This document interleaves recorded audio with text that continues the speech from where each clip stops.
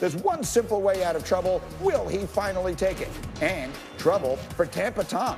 Another Hall of Famer doesn't like what his coach said. Now the coach is firing back. You need to hear it all, and you will, as we get up with you, starting right now.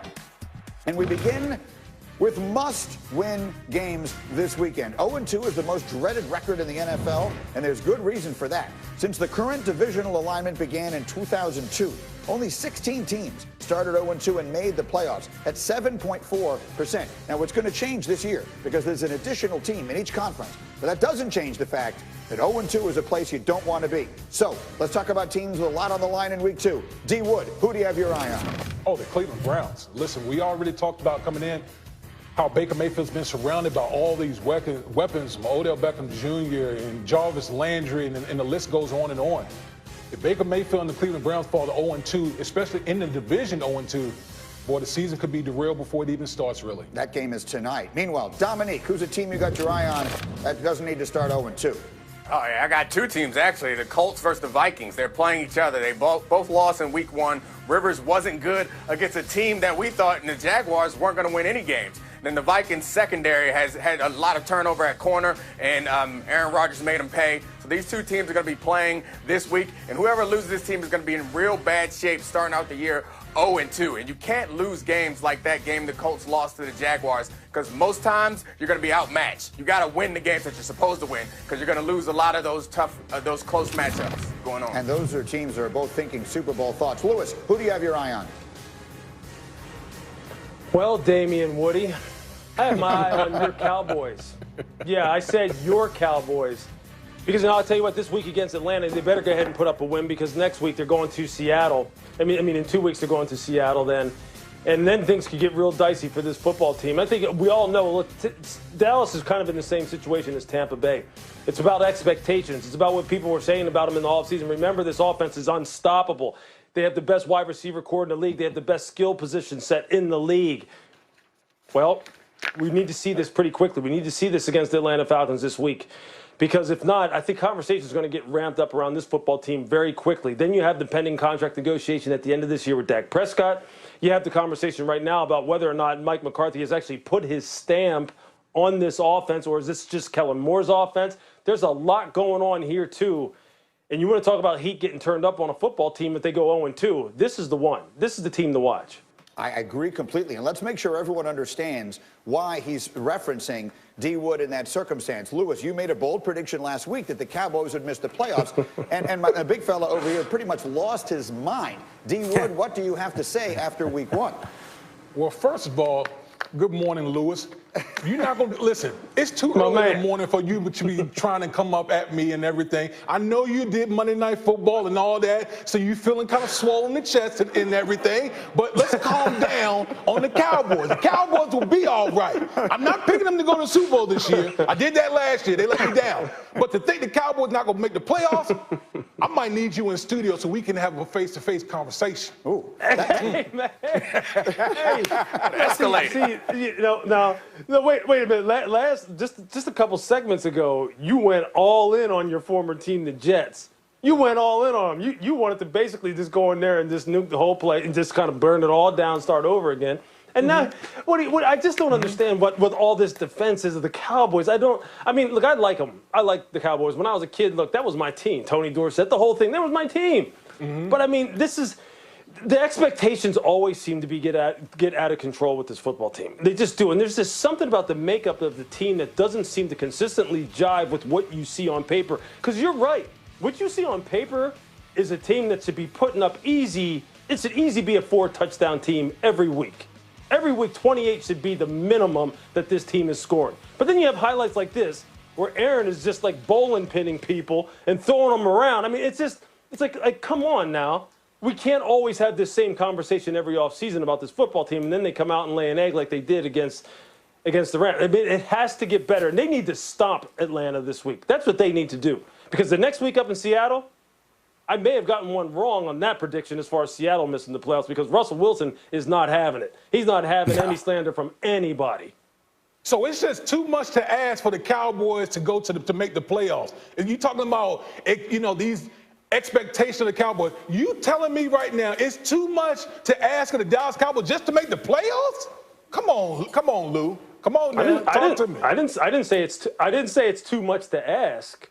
I'm just saying I believe this is one of these teams where expectations far exceed what they have put on the football field time and time again in terms of results. That's what it is. And expectations gets ratcheted up with this football team like in a hurry.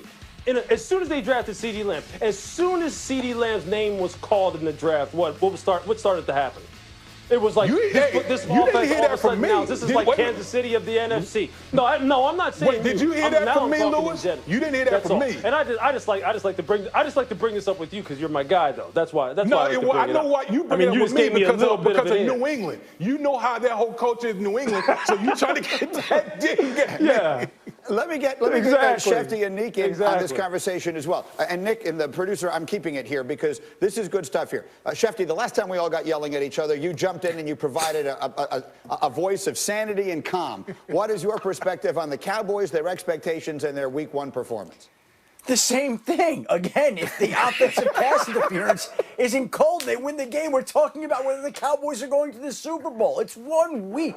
Again, I know that we like to get carried away with these things, but this Dallas Cowboy football team is still a good football team. It's still going to be in the thick of it. By the way, the Eagles lost in Week 1. The Giants lost in Week 1. The Cowboys lost. The only team in that division that won a game was the Washington football team. So should we now anoint the Washington football team as Super Bowl contenders while we bury the Cowboys and Eagles? Yes. No, it's 1 week. It's going to calm down. It'll settle back in. Eagles were without their offensive lineman. The Cowboys had some injuries. Let's see how it fares after this. See, once Dallas plays the way it should against Atlanta, are we then going to be talking about how, now they're headed to the Super Bowl at this time next week? Maybe.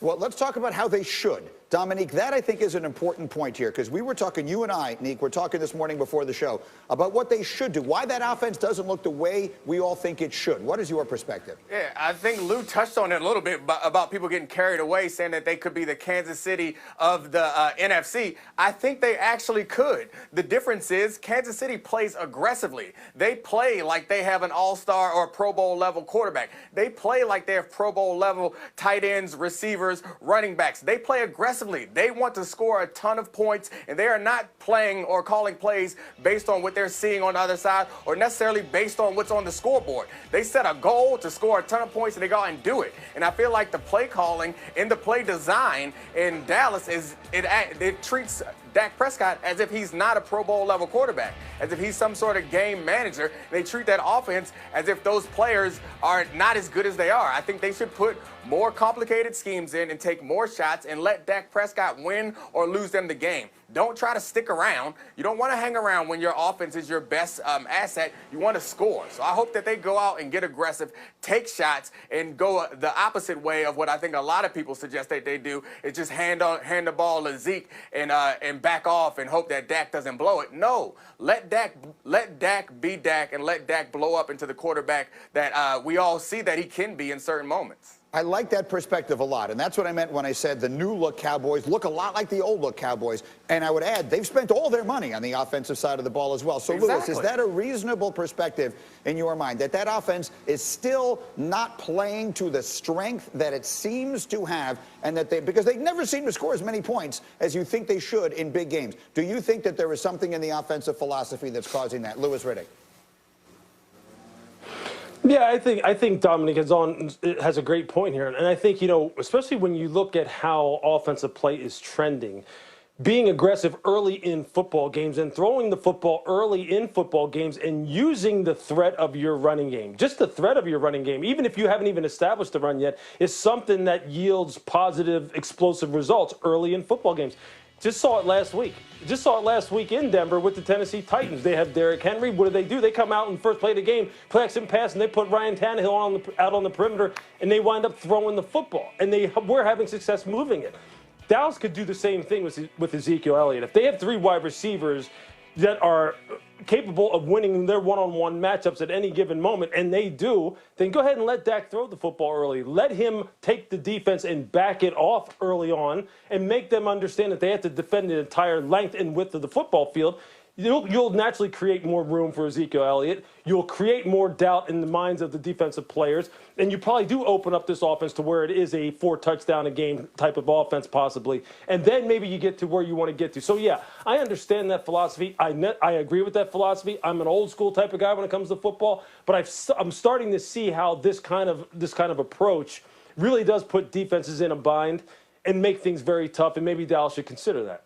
Yeah, listen, I mean, all we've talked about is how they don't come up big in big games. Bottom line, I don't know if week 1 is a big game, but it feels important. And the Rams are a good defense, but they're not the 85 Bears. You can't score 17 points in these games and expect to win. All right, let me leave it there. We never even got to the Eagles, which we will get to as we